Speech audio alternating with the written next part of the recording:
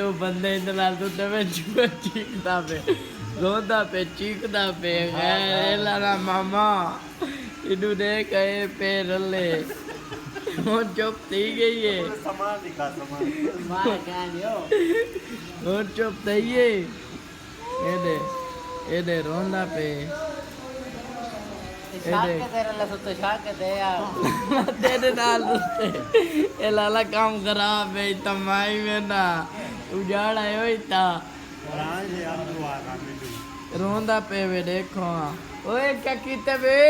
ਸ਼ਾਕ ਕੇ ਤੇਰੇ ਲਾ ਸੁੱਤੇ ਸ਼ਾਕ ਕੇ ਦੇ मैं 15 कॉल करे ना दसो मैं उन केस तोरे ते करे ना ਜਾਵੇਂ ਪਰ ਸੱਚੀ ਆ ਜੇਲ ਜੇ ना